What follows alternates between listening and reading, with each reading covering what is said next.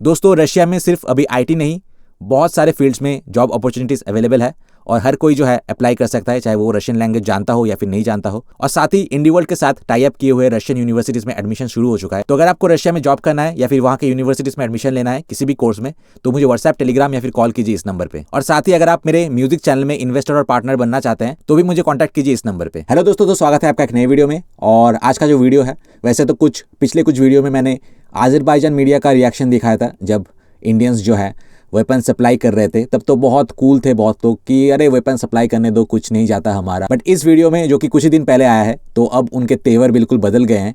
अब वो ये बोल रहे हैं कि अगर मिलिट्री माइट के द्वारा आर्मेनिया और इंडिया जो है अपना मकसद हासिल कर भी लेता है, तो क्या वो आने वाले टाइम पे फ्यूचर पे अपने वादे पे जो है कायम रहेगा?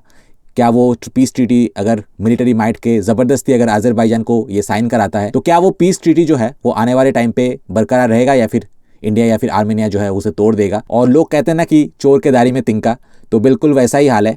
वैसे अगर वो इंडिया की ट्रैक रिकॉर्ड और हिस्ट्री देखता तो जानता कि शायद ही ऐसा कोई ट्रीटी होगा जो इंडिया ने तोड़ा होगा, और अगर तोड़ा भी है तो कोई वैलिड रीज़न होगा। बट मुझे तो पता नहीं कि ऐसा कोई ट्रीटी, इनफैक्ट चाइना ने तो तोड़ा था पंचशील फ्रेंडशिप जो एग्रीमेंट था इंडिया के साथ, बट दूसरा कोई इंडिया ने कुछ एग्रीमेंट तोड़ा हो ऐसा तो है नहीं। लेकिन जैसे कि मैंने कहा कि चोर के दारी में तिनका, तो वो क्योंकि खुद धोखेबाज है। टर्की का रिकॉर्ड तो आप जानते ही है कितने बड़े हिपोक्रिट्स है। तो वो क्योंकि टर्की, पाकिस्तान, अज़रबैजान ये खुद साले बेईमान हैं, खुद हिपोक्रिट्स है, तो इसीलिए वो डर रहे हैं कि कहीं उनके जैसा ही जो है वही चीज़ इंडिया और आर्मेनिया ना कर दे। लेकिन अभी इंडिया का स्टांस तो देखने वाला होगा, क्योंकि इंडिया का स्टांस भी अभी बदल रहा है। वैसे तो हम मॉरली और एथिकली जो रास्ता सही है उसी रास्ते में चलते हैं, लेकिन धोखेबाजों को उन्हीं के तरीके से डील करना, अब ये चीज़ जो है वो इंडिया को भी आ गया है। काश ब्रिटिशर्स के टाइम जो कि ट्रेड पे नाम पे इंडिया को धोखा देके इंडिया के ऊपर रूल किया इतना साल, इंडिया को लूटा इतने साल धोखे से, तो अभी जो है काश उस वक्त जो है धोखेबाजों को धोखे के तरीके से डील करना इंडिया को आता, तो 200 साल क्या 2 साल भी वो रूल नहीं कर पाते। वैसे एक चीज़ नोटिस करने वाली है कि पिछले वीडियो में जब मैंने अज़रबैजान मीडिया का, इवन मीडिया में जो लोग कह रहे थे, मीडिया और उनके पीपल दोनों ही जो है इंडियन आर्म्स के बारे में बहुत कुछ कह रहे थे कि अरे इंडियन आर्म्स तो बिल्कुल बेकार है, एकदम काम नहीं करता है, जबकि उनको कोई नॉलेज था भी नहीं। बट यहाँ पे आप देखेंगे कि रशिया जो कि खुद एक इतना बड़ा आर्म्स जायंट है, रशिया का जो एक्सपर्ट है, डिफेंस एक्सपर्ट, आर्म्स एक्सपर्ट, वो देखिए कि कितना लॉजिकली और रिस्पेक्ट के साथ इंडियन इक्विपमेंट्स और इंडियन हथियारों के बारे में बात कर रहा है। वैसे अगर आप रियल लाइफ में देखें तो एक चीज़ तो आपने ज़रूर नोटिस किया होगा कि जो छोटे कुत्ते होते हैं ना, वो भौंकते बहुत ज़्यादा है। वो भौंकते ज़्यादा है क्योंकि उनका खुद का स्ट्रेंथ जो है उसको लेके वो बहुत इनसिक्योर रहता है। लेकिन एक ताकतवर ही दूसरे ताकतवर का जो सही मायनों में रिस्पेक्ट है वो करता है, क्योंकि दोनों ही दोनों को पहचानते हैं। और ये कहावत और ये जो एग्जाम्पल है बेसिकली, ये इस सिचुएशन में तो बिल्कुल ही सही बैठता है। तो एनीवे चलिए वीडियो की ओर बढ़ते हैं।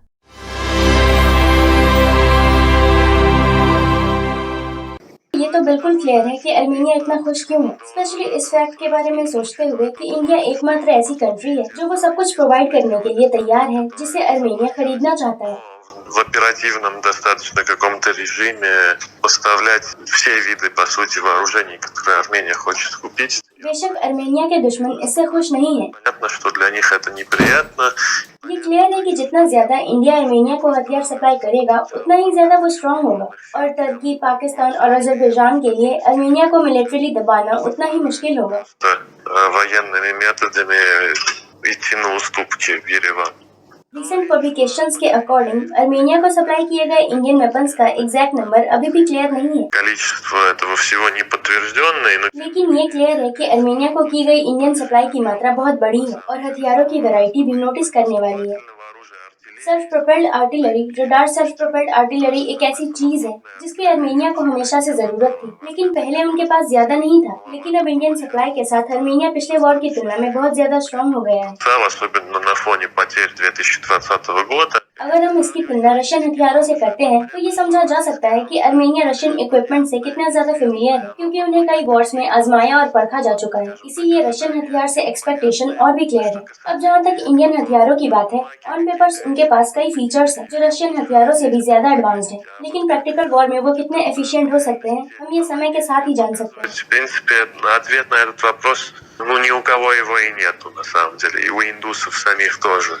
यहाँ तक कि इंडियंस भी इसके प्रैक्टिकल परफॉर्मेंस को देखने के लिए बेसब्री से इंतजार कर रहे हैं, क्योंकि इंडिया हाल ही में हथियारों के मार्केट में एक सीरियस प्लेयर के रूप में उभरा है। ये इंटरेस्टिंग है कि इंडिया ने इकोनॉमिक के बदले स्ट्रेटेजिक पार्टनरशिप को चुना है। И, наверное, нет развития отношений до такого уровня, хотя ऑफ कोर्स यहाँ पाकिस्तान फैक्टर का मेन रोल है। हालांकि अजरबैजान की इकोनॉमी आर्मेनिया से काफी बड़ी है। अजरबैजान के पास इकोनॉमिक रिलेशन के थ्रू इंडिया को लुभाने का एकमात्र ऑप्शन बचा है। специально, причем, чтобы इस कॉन्फ्लिक्ट में इंडियन इन्फ्लुएंस को किसी तरह से कम करने के लिए इंडिया आर्मेनिया के स्ट्रॉन्ग फ्रेंड और अलाई के रूप में उभरा है। сторону и прямо фактически выступает как союзник Армении.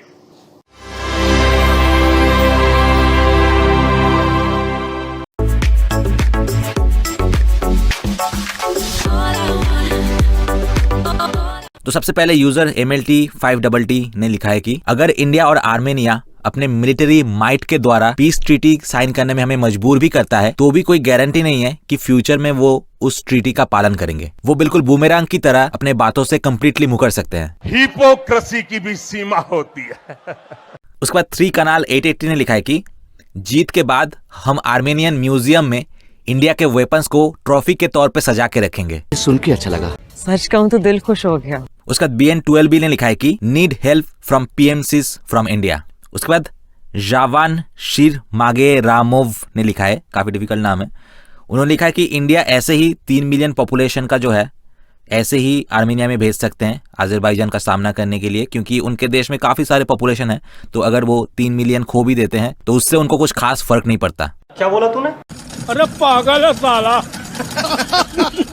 उसके बाद एल्शा डालियेव 6858 ने लिखा है कि रशिया और ईरान भी तुम्हें वेपन सप्लाई किए थे, लेकिन उसका क्या रिजल्ट हुआ वो तो आप जानते ही हैं। वो वेपन्स आपकी मदद नहीं कर पाई। टेंशन मत ले भाई, क्योंकि रशिया के वेपन्स का एक एडवांटेज है, क्योंकि अजरबैजान भी जो है USSR के टाइम से है और बहुत सारे रशियन वेपन्स जो है वो ऑलरेडी अजरबैजान भी जो है फेमिलियर है। बट इंडिया ने काफ़ी सारे चीज़ें, अपना इनोवेशन, अपना बहुत सारे फीचर्स जो है डाले हैं। जैसे कि आपने इस वीडियो में भी देखा कि काफ़ी सारे अलग अलग स्पेसिफिक फीचर्स हैं और इन प्रैक्टिकलिटी अगर वो सही तरीके से काम करते हैं तो अजरबैजान जो है बिल्कुल सरप्राइज हो जाएगा, क्योंकि Indian weapons is something that they have never faced और जिनके बारे में भी उनको बहुत ही कम नॉलेज है। उसके बाद यूजर FX ने लिखा है कि इंडिया तुम्हें वेपन सप्लाई कर रहा है तो क्या हुआ, क्या तुम उस वेपन से अजरबैजान को हमला करोगे? जान दे देंगे इसके लिए। क्या बात कर रहे हो आप? उसके बाद मंकी किलर 6419 ने लिखा है कि एक ही लोग है लेकिन 2 देश है, हिंदुस्तान और Armenistan. Jimmy Jimmy Jimmy. Interesting, most of the times USSR के लोग या फिर कोई भी जो चाइना में भी जो है जब इस गाने का इस्तेमाल करते हैं तो जिमी जिमी आजा आजा ऐसे बोलते हैं, लेकिन इन्होंने सिर्फ जिमी जिमी जिमी कहा है, आजा आजा नहीं कहा है, क्योंकि इन्हें भी पता है कि अगर इन्होंने बोल दिया कि आजा आजा और हम आ गए वाकई में तो हम मार के ही जाएंगे। उसके बाद यूजर IP6 ने लिखा है कि अजरबैजान को जल्द से जल्द एंटी टेररिस्ट ऑपरेशन शुरू कर देना चाहिए। अजरबैजान के पास और कोई ऑल्टरनेटिव रास्ता नहीं है। 900 चूहे खाकर बिल्ली हज को चली। एंटी टेररिज्म ऑपरेशन, फिर तो तुम्हें अपने देश पाकिस्तान और टर्की के अंदर ही ऑपरेशन शुरू करना पड़ेगा। तो देर मत करो, अगर एंटी टेररिस्ट ऑपरेशन ही स्टार्ट करना है तो पहले तो खुद के खिलाफ ऑपरेशन स्टार्ट करो। उसके बाद स्वेटी स्वेट ने लिखा है कि हम आर्मेनियन बंदरों को पहले ही सबक सिखा चुके हैं, पहले जो वॉर हुआ उसमें। अब देखते हैं कि इंडियन हथियारों के साथ आर्मेनियन 2.0 वर्जन कितना इफेक्टिव होता है। Reloaded version 2.0।